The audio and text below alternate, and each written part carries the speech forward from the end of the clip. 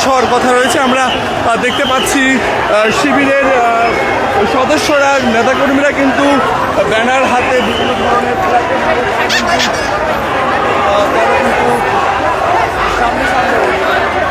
ধীরে ধীরে তারা সামনে দিকে এগিয়ে যাচ্ছে, সেটাও দেখতে পাচ্ছি।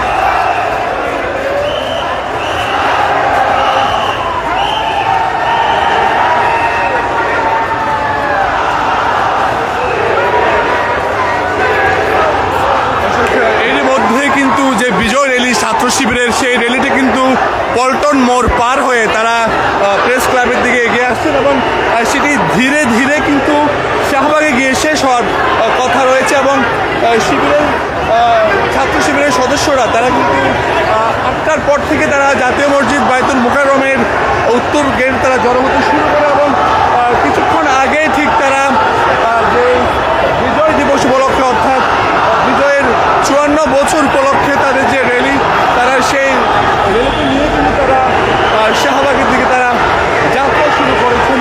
এবং এই বিজয় র্যালিতে অসংখ্য ছাত্র শিবিরের নেতাকর্মীগুলো রয়েছে।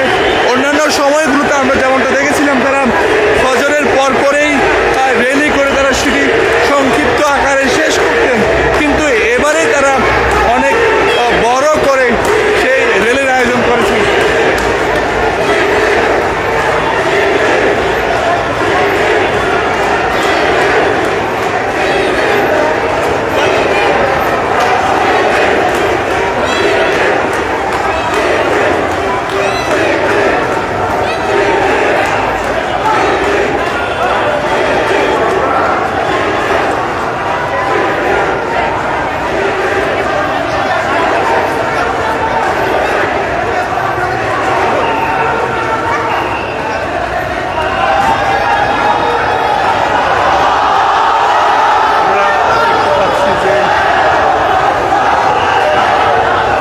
ধীরে ধীরে কিন্তু ছাত্র শিবিরের সেই র্যালিটি শাহবাগ থেকে তারা এগিয়ে যাচ্ছেন।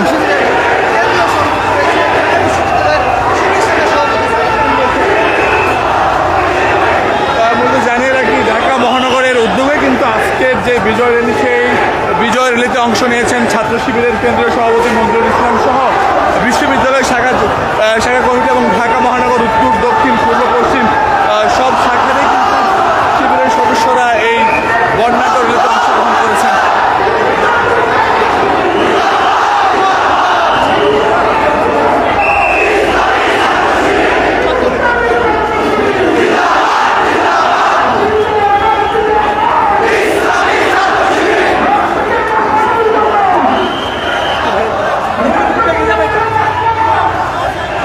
দেখতে পাচ্ছি রেলওয়ে কিন্তু ধীরে ধীরে সামনের দিকে এগোচ্ছে।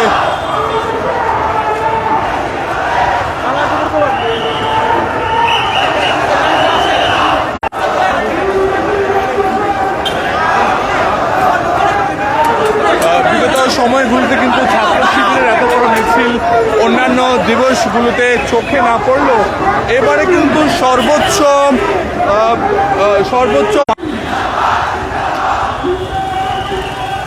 আমরা যদি একটু দেখাই, আসলে এবারেই কিন্তু মূলত সর্বোচ্চ জমায়েত হয়েছে ইসলামী ছাত্র শিবিরের নেতাকর্মীরা, যেটি অন্যান্য সময়গুলোতে খুব একটা আমরা দেখতে পাই এবং দেখতে পাচ্ছেন যে সেখানে শিবিরের কেন্দ্রীয় সভাপতি রয়েছেন।